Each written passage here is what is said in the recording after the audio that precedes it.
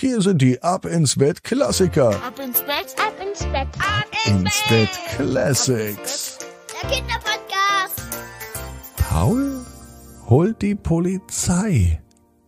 Paul ist ein ganz normaler Junge. Er ist 5 Jahre alt, geht in den Kindergarten und Paul hat eine kleine Schwester.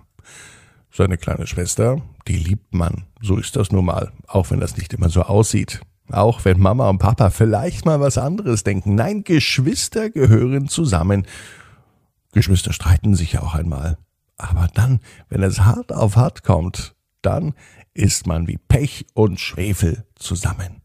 Heute allerdings, da ist für die beiden ein Tag, an dem es doch etwas mehr Streit gibt.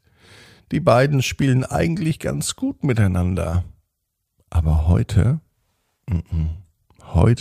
war alles anders. Paul wollte Polizei spielen. Seine kleine Schwester Tina wollte aber irgendwas anderes spielen. Was genau, das wusste Paul gar nicht. Das interessierte ihn auch gar nicht so sehr. Denn er wollte ja unbedingt weiter Polizist spielen. Und was macht ein Polizist? Natürlich, der trägt Verantwortung. Und so trug auch Paul Verantwortung für seine kleine Schwester. Schließlich ist sie erst 2 Jahre alt. Aber dann kam doch alles ganz, ganz anders. Auf einmal klingelte es an der Tür. Wir erwarten eigentlich gar keinen Besuch, sagte die Mama. Und dann öffnete sie die Tür und ein Mann in einer Uniform stand vor ihrer Tür. Paul, ich glaube, das ist für dich, sagte sie. Paul ging zur Tür und war überrascht. Vor der Tür stand ein echter Polizist. In ganzer Uniform, so wie ein Polizist nun mal aussieht. Er hatte eine Mütze auf, die war weiß und hatte vorne einen schwarzen Schirm. Und außerdem war oben auf der Mütze so ein Emblem drauf. Und es stand wohl drunter Polizei. Der Polizist trug ein kurzes blaues Hemd, eine dunkelblaue Hose und er hatte einen Gürtel um. Einen ganz speziellen Gürtel. Dort waren allerhand Dinge dran befestigt. Paul konnte gar nicht erkennen, was das alles war, aber es waren wohl Handschellen, es war wohl eine Pistole und es war wohl noch vielleicht ein Taschenmesser. Man weiß es nicht genau. Paul hat noch nie einen Polizisten so nahe gesehen. Was machst du hier? Fragte er den Polizisten. Und Paul hatte ein wenig Angst, dass Mama die Polizei gerufen hatte, da es zwischen Paul und Tina heute Streit gibt. Doch das konnte sie ganz, ganz schnell ausräumen. Das stimmt natürlich nicht, denn wenn sich Kinder streiten, holen Eltern nicht die Polizei. Das weiß Paul ganz genau. Warum aber der Polizist da ist, das war immer noch ein großes Rätsel. Mama ließ ihn sogar zur Tür rein und bot ihm einen Kaffee an. Und so kam es nun, dass an diesem Donnerstagnachmittag ein Polizist zu Hause saß, mit einer Tasse Kaffee. Und er fing an zu erzählen vom Polizeialltag und wie er dazu gekommen ist, überhaupt Polizist zu werden. Und dann lüftete er auch ein großes Geheimnis. Denn heute ist Kinderpolizeitag.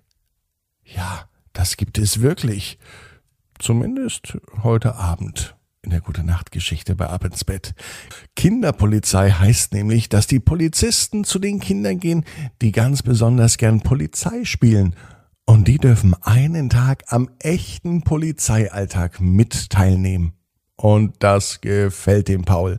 Der Polizist geht, nachdem er seinen Kaffee ausgetrunken hat, mit Paul auf Streife. Ja, Paul darf wirklich im Streifenwagen mitfahren. Ein echtes Polizeiauto. Auf einmal entdeckt der Polizist einen Autofahrer, der bei Rot über die Ampel fährt. Das geht gar nicht, sagte der Polizist. Und er bittete Paul, einen Knopf zu drücken. Paul legte seinen Finger vorsichtig auf den Knopf, drückte drauf, aber dann zuckte er zusammen, denn das war der Knopf für die Sirene. Ganz schön laut war das Tatütata des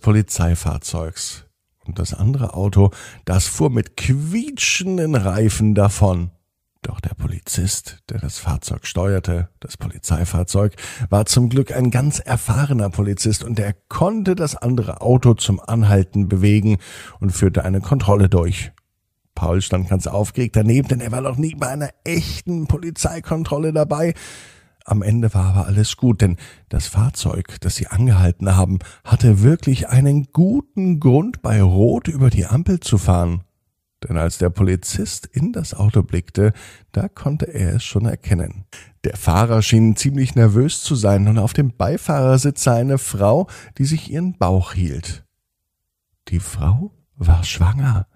Das bedeutete, dass bald ein Kind auf die Welt kommt und der Mann fuhr seine Frau ins Krankenhaus. Paul und der Polizist mussten nun schnell handeln. Und das machten sie auch. Paul schaltete wieder das Blaulicht und die Sirene im Polizeifahrzeug ein. Der Polizist besprach etwas mit dem Mann und dann stieg er wieder ins Auto ein. »Was ist denn jetzt los?« fragte Paul ganz aufgeregt bei seinem allerersten Polizeieinsatz. Und der Polizist erklärte Paul, dass manche Einsätze anders verlaufen als geplant.